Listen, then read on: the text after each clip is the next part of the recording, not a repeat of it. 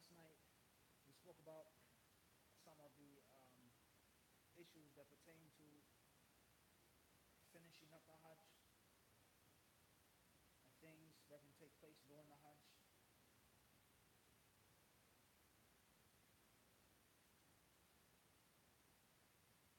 Another one of those issues, the author rahimahullah says, وَيَجُوزُ لِلْمُحْرِمِ ذَبْحُ بَهِيمَةِ الْأَنْعَامِ وَالدَّجَاجِ وَنَحْوِهَا وَلَهُ قَتْلُ الصَّائِلِ الْمُؤْذِي كالأسد والذئب والنمر والفهد والحية والعقرب والفأرة وكل مؤذن كما يجوز له صيد البحر وطعامه. He says it is lawful for the one making Hajj or Umrah, someone who is in the state of Ihram, to sacrifice animals. You can slaughter a goat or sheep, a cow or a camel, that's permissible. That does not violate your Ihram. That does not violate your Ihram.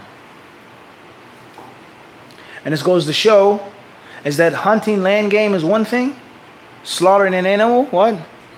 Totally different. It's not the same. He says, rahimahullah, also he's allowed to kill any harmful animal. Any vicious, ferocious animal that's harmful. Even if it's not dhabh, slaughter, but actually killing it. He says such as a lion, a wolf, tigers, bears, oh my. He mentioned these animals here. He says any type of viper or snake, scorpion, centipede, something like this, naam. He says a mouse or a rat. Anything which is harmful and annoying. Anything which is what? Harmful and annoying. Of wild animals, pests, rodents, etc.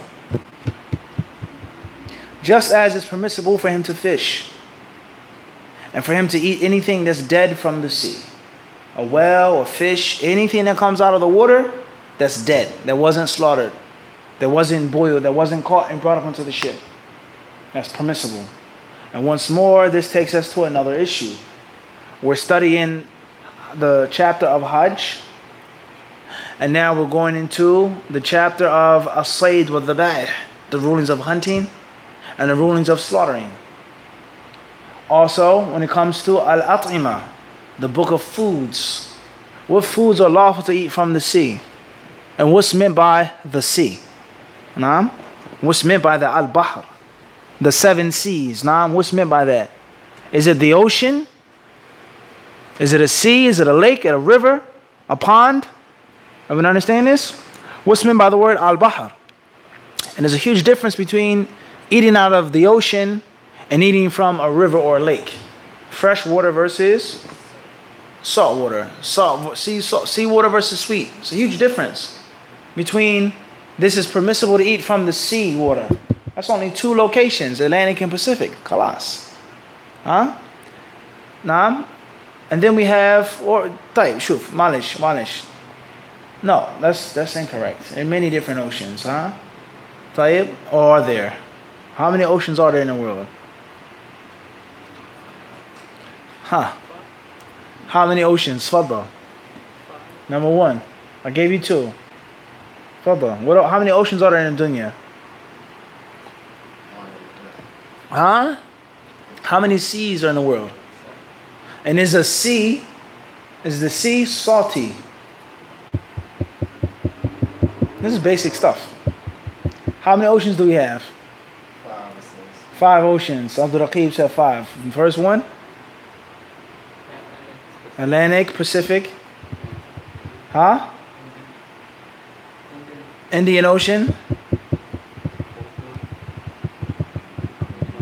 Huh. What's the name of the oceans? Arctic Ocean. That's 4. According to Abdul Raqib. What's the 5th one? Abu Google. Slow internet, huh? Southern Ocean. Arctic Ocean.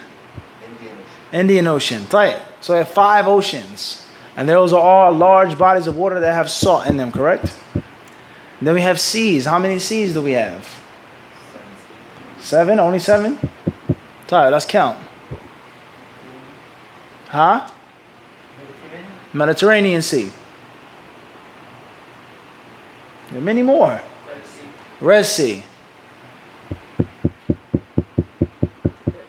The Dead Sea. What about the Arabian Sea? What about the Baltic? What about the Black Sea? Caspian. Tayyib. How many more seas? A lot. Much more than 7, right? Tayyib. And as a sea, the last question, a sea, is a sea like an ocean, or what separates the sea from an ocean? Salty and sweet. So the sea is fresh? Salty, right? Salty or sweet? Which one? Salty. The sea is salty, without a question. All right, Hamza? Tayyib? So what is the water are sweet? Quote unquote. A lake? A pond? River? How many rivers are there? Countless. Everybody clear on this? So, the word bahr. Does the word bahr in Arabic only translate to ocean? Muhit? Or does it translate also to sea? And does it also translate to river and lake, which is a large body of water? Here's a fish that I hunted. I'm fishing in the sea. Sea bass, right? And here's a fish that I'm getting out of the river, such as... Come on, guys, where the fish is at?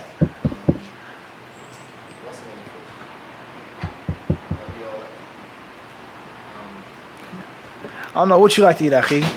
It's been a while since you invited me to a meal.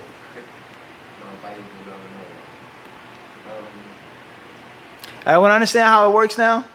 This is fiqh, let alone just English, American dunya stuff. You gotta be what? Sharp. Tayyib? So this fish I can have, but this fish I can't because it's not salty. It's not the actual bahar. Or a dead animal. Or a turtle. Sea turtle. It's permissible to eat a sea turtle. Sea turtles come out of the water, they lay their eggs, they mate, they go back. We explained this a couple years back.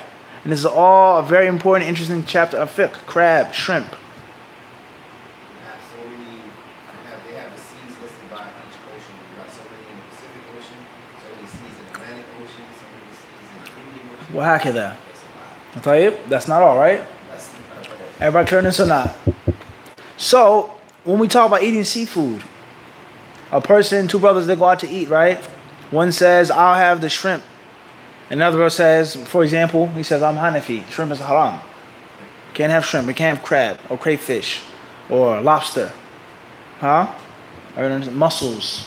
Things like this. Or eating an alligator or crocodile. Many people, they eat alligator tail. It's a well-known dish in the United States. Everybody clear on this or not? Is it permissible to eat sea snail? What do you call it, what? That's cargo, right? Right? Tayyib? Or, for example, an eel. Can you eat eel? You go to a sushi restaurant and they have what? They have eel. And all of the different foods that are from animals or creatures that live in the water, come out of the water, so on and so forth. Everybody clear on this or not? Everybody clear on this? Tayyib? So this is just something to be mindful of. And this is pertaining to Hajj and also pertaining to foods. Foods back to Hajj. Tayyib. Moving forward. He says, so anything which is harmful and annoying is lawful to be what? Killed in the state of Ihram. Everybody understand this? But it does not mean that you can hunt an animal on the land in the state of Ihram. طيب. ويحرم على المحرم وغير المحرم قطع شجر الحرم وحشيشته. He says here, and it's unlawful for one who's a pilgrim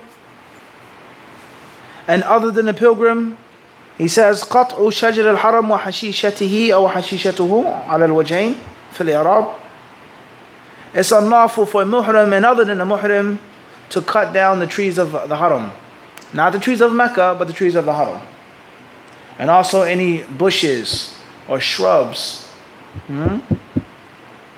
إلا الإذخر كما يحرم قتل صيد الحرم فإن فعل فعليه الفدية ويحرم صيد حرم المدينة وقطع شجره ولا فدية فيه.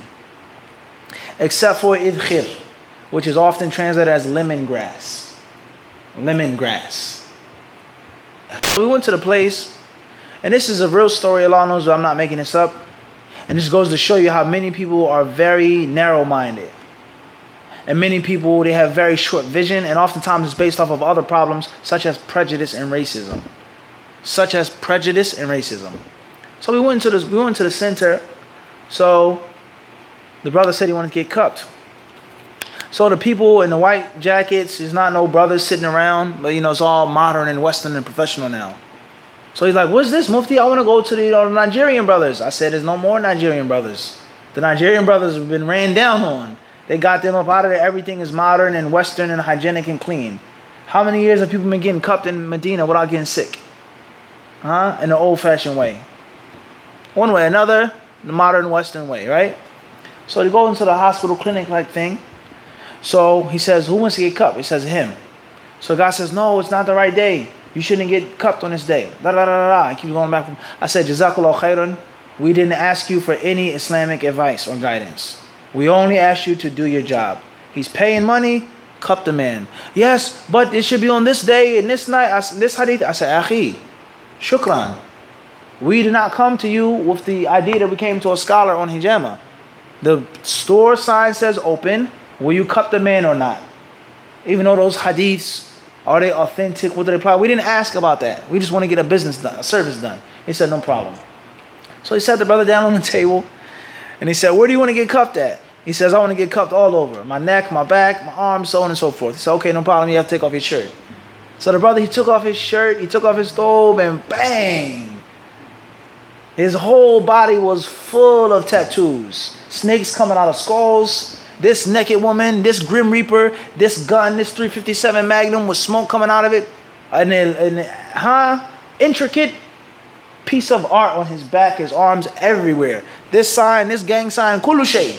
You with me or not? You think I'm making the story up? So the guys in the place, they were like, A'udhu billah, what is this? It's haram. You can't get tattoos in Islam. Why do you have this naked woman on your back? So on and so forth. They would just start freaking out. So, me, I'm like, this is before Islam, obviously. He wasn't a Muslim his whole life. Now he's a Muslim, he's in Medina, he's trying to do the right thing. Now cut the man. So the guy went off about tattoos and his house haram. Is he a Muslim? Are you sure we can do this? So on and so on and so forth. Everyone understand the point? So eventually he got cupped. The point is, would they have made such a fuss if it was a white American? Do you think so, Abu Saeed? Do you think they would have made such a fuss? Or do you think, the brother's new to Islam, help him out, give him a book, maybe he doesn't know. If it was black American, is what? Everybody understand this or not? This is one story. Another story is, another brother, he's not from Philly. You know the brother. We all know the brother. Before he was a Muslim, he was in a gang. I can't remember whether it's a Blood or a Crip, one of the two. And he was in the gang for a long time, right? Okay, if I'm not sure, maybe it's a Crip. I know him.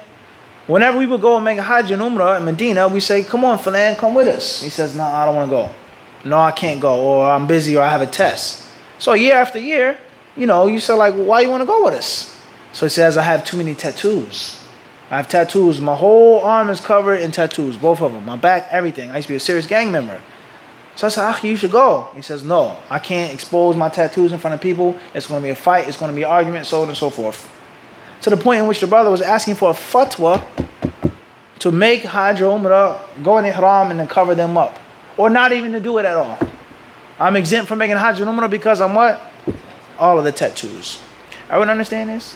So the point is that a person, he may need to cover something. You may need to shave your head. You may need to put on some type of, I have other stories as well, Medina, with regards to protective underpants for people that have problems with their bowels, urination, things like this. A person may need to wear some regular clothes or normal clothes. And if there's a need, then it's permissible. But he must make a fidyah. He must make a what? he has to pay a fidya. Everybody clear on this or not? All of these things are excusable except for intercourse, he says. There's no excuse in that. Huh? He says, and the fidya, a person has an option of one of the three things to do. Number one,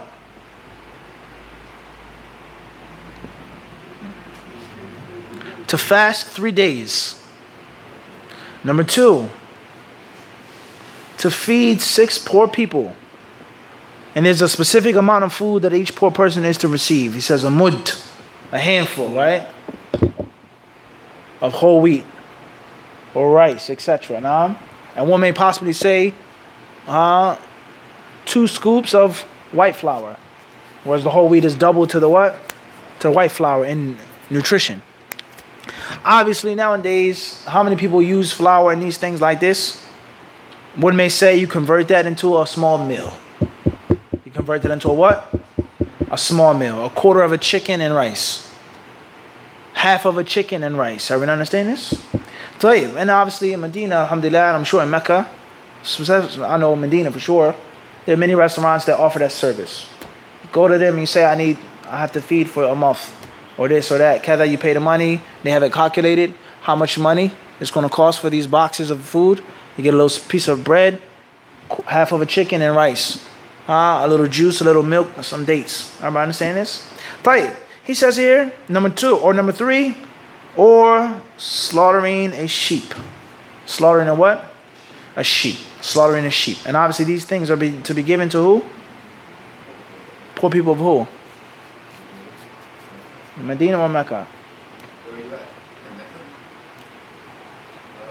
Does the pilgrim even have to go to Medina? There's no ritual of Hajj in Medina.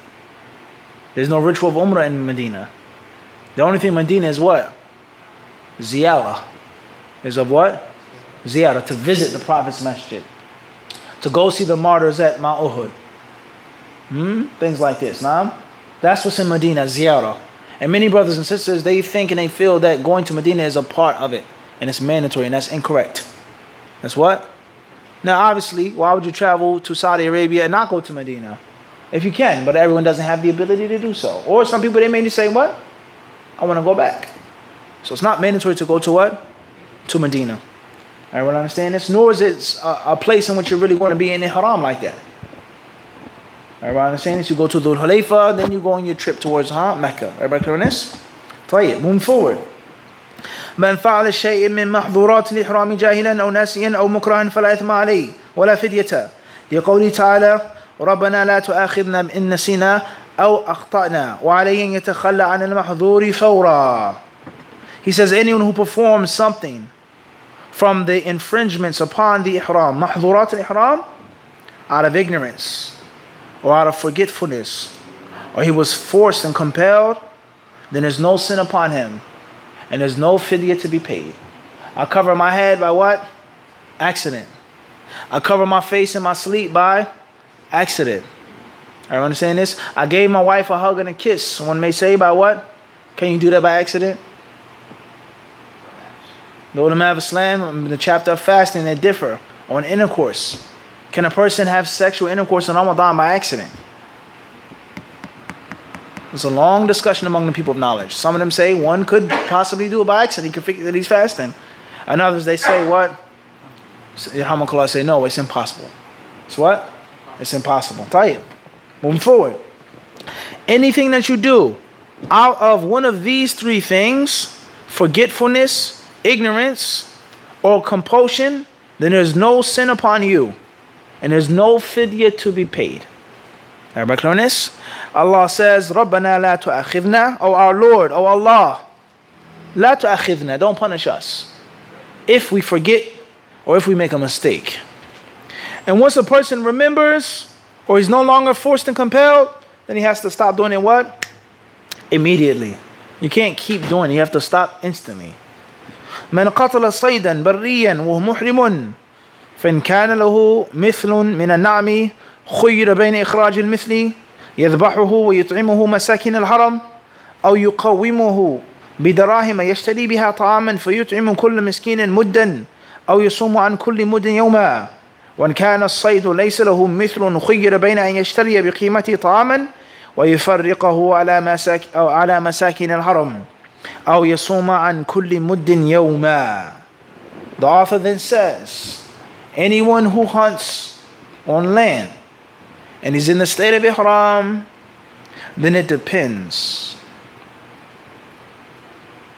If the animal has a parallel, similar to the size of the animal, the weight, the value of the animal, he says here, إخراج المثل, then he has to get the likes of that animal, as they say, the likes. This is a time in which you can say what? The likes. Like, he says the likes of the animal. To slaughter this animal and to feed it to the poor people of the haram, meaning Mecca. Or the value of the animal. The what? The value of the animal. And to purchase foodstuff, grain, and to feed each poor person a mud. A what? A mud. Or to fast from each mud a day. Let's go back now. That was a lot. Someone was in the state of ihram, right? And they decided they want to hunt an animal. What is the punishment? What's the fidya? What do they have to do or pay to clean that up? First and foremost is this scenario. It's a fork in the road. If the animal has a pair, then you do such and such. If there's nothing like the animal, it was too big, too small, too exotic, then that's a different scenario. Everybody got this or not? Well, everybody understand this? So the first step is to find if the animal has what? Parallel to it. Everybody clear on this? And if the animal doesn't have a parallel, then what? Different story. Type. So the animal has a parallel. What do you do? The author says, number one, either take the parallel of the animal and slaughter it and feed it to the people, or to take its value and buy foodstuff and disperse it among the poor people. So I slaughtered a deer, a gazelle, hunted, and I slaughtered. Regardless whether you slaughtered it later on, you shot it from a distance. So I hunted a desert hare, a rabbit. What animal is similar to that? Of livestock, not chicken. Of livestock. Bunny rabbit, Everyone understand this? Well, let's say a person hunted a jerboa.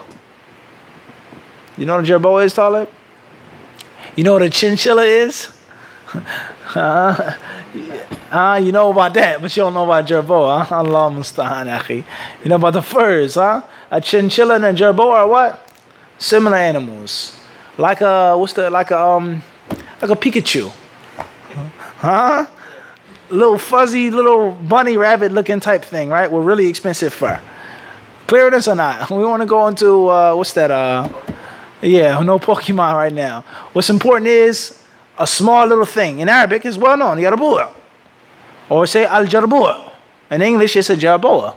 Very interesting similarity in both languages, So if you slaughtered, or if you hunted a jerboa, or you slaughtered a rabbit, if you slaughtered a deer or gazelle, if you slaughtered whatever animal it is, you have to do what? Bring the what? The parallel. And the animal is to be slaughtered, and its meat is to be dispersed among the poor people of Mecca. Each poor person deserves a what? A mud, he says. So if you slaughtered, let's say, a goat, you're going to give that much meat to what? That's option number one. Option number two is to figure out how much the animal worth. And then buy what? Tight. Everybody understand this? Tight. Let's go back now. The first scenario is not based off of a mud. That's a mistake. It doesn't say mud. It says يَذْبَحُهُ وَيُطْعِمُهُ. Slaughter it and feed it. There is no everybody gets a mud of meat. That's wrong. That's an error. Everybody on this? He never said that. Slaughter it and then host a banquet, the poor people. Give out the food, right? Or do what? Purchase dry food stuff with the cost of the animal. And that is when there is the mud. Everybody clear on this? Now, are these things possible today in Saudi Arabia? Can you slaughter the animal yourself and feed it to the people? Or in both scenarios, you're going to ultimately what? Pay. When you make tamattu, did you slaughter your goat? Did you slaughter your sheep? You paid for it. And it's what? It's done on your behalf because there's too many people. It's what? Too many people. Everybody understand this or not? Moving forward. The author, rahimahullah ta'ala, then says, or the third option, أو يصوم عن كل مد يوما. It's to fast a day for every mud. So if you slaughtered a big animal, you hunted a big animal, and you exchange it in currency, the cost of the animal, and you buy food stuff, how many muds would that be? How much grain can you buy with $200, $300, $400? It's a lot of grain. So he says every day of fasting for what? Each mud. That's a lot of what? It's a lot of muds. Everybody clear on this? That's what the author says, rahimahullah. Moving forward. And if the animal doesn't have a parallel, khuyira, he once more has an option. أن يشتري بقيمة طعاما ويفرقه على مساكين الحرم أو يصوم عن كل مد يوما. He says there's no parallel to the animal, so he only has two options, and those two options are what? Or where do those two options come from? How many options with the first scenario? 1, 2. It wasn't 2. It's 3 options, right? The second scenario only has, everybody clear on this or not? There is no slaughtering of it because there's no parallel. So either you buy and feed, or you fast of what? Everybody clear on this or not? You buy and you feed off of the what? Food stuff, grain. Everybody clear on this or not? Moving forward. فدية المباشرة دون إنزال كفدية الأذى صيام أو إطعام أو ذبح شاة. He says the fidya for touching and rubbing and groping, as we mentioned last night. Mubashara, touching your wife or touching your husband. He says the fidya that's paid without reaching climax is just like the fidya for shaving the head or wearing normal clothes, which is one of 3 things, which are fast, feeding, slaughtering a what? A sheep. Everybody clear on this? فدية الجماع في الحج قبل تحلل الأول بدنا. As far as the fidya of actual sexual intercourse before the first tahallul, like we explained last night, then that fidya is a what? A camel, That's a lot of money. That's a heavy load, a camel, for that violation. فإن لم يجد فصيام 3 أيام في الحج و7 إذا رجع إلى أهله. So if he doesn't have the ability to do so, then he has to fast 3 days on Hajj and 7 days when he goes back home. And 7 days when he what? Goes back home. وإن كان بعد التحلل الأول كفدية الأذى. And if it's after the first, meaning it's after the is before the second but after the first tahallul, coming out of the state of ihram, then it's just like the fidya that's done for the head and for the clothes, etc. Everybody clear on this? And we explained that already. The 2 types of tahallul when you come out of ihram. The first initial stage and the what? Second stage. That's done already. Moving forward. يجب على المتمتع والقارن الهدي إن لم يكون من أهل مكة وهو الشاة أو سبع بدنة أو سبع بقرة. فمن لم يجد الهدي صام 3 أيام في الحج و7 إذا رجع إلى أهله. He says those who are making tamattu hajj and those who are making qiran hajj, they must offer a sacrifice. If they're not Meccans, if they're from outside of Mecca, then they have to offer a sacrifice.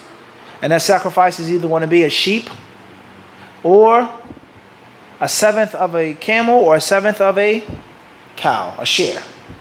And it's taking us to another chapter now. The bay', al-adahi.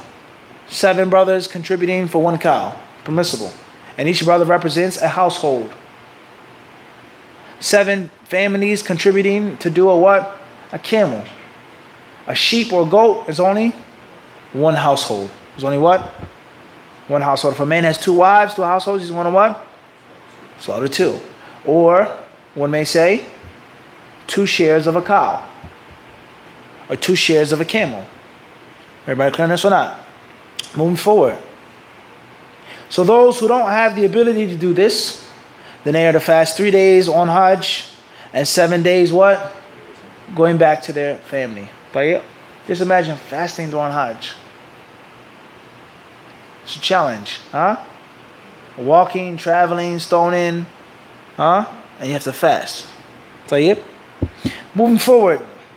المحصر إذا لم يجد هديا صام 10 أيام ثم حل. The author then gets into the topic of al-muhsar. Those who go to make Hajj or Umrah and they're prevented. They're held back from reaching the Kaaba, from reaching the destination. He says, if they don't have the hadi, then they have to fast 10 days. Then go into the state outside of Ihram. 10 days of fasting. Meaning, is it possible for a person to go back to his country and he's still in the what? State of Ihram. Imagine that. You get on an airplane, you get home and you can't wear underwear.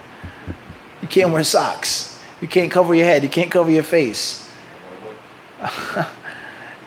Everybody understand this or not? Is that what the author means? He says, ثُمَّ حَلْ. Then he goes into the state of Ihlal. Before the state of Ihlal, you're going to remain in the state of Ihram. So that's obviously what he wants.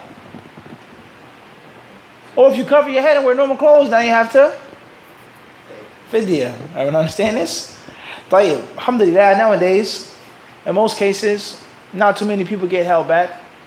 There are some instances. A brother may have a problem with his passport. A brother may become extremely sick and he wants to go back to the UK to get proper medical treatment. He doesn't trust the hospitals in Saudi Arabia, whatever the case may be. Right, moving forward. And we also explained this the other night with regards to al-ishtirat. Making a condition.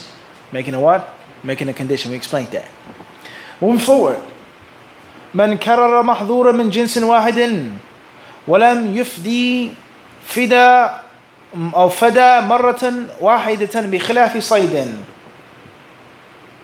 ومن كرر محظورا من أجناس بأن حلق ثم قال مع أظفاره ففدا أو فدا لكل جنس مرة. Now what happens if a person violates his ihram more than once? If a person violates his ihram more than once, what happens? He says there are scenarios. The first scenario is what? If this violation was of the same class, such as a person covered his head once intentionally, and then he what? Covered it again, or a third time, or a fourth time. Everybody clear on this? Or anything else. He says then he only has to make what? 1 fidya.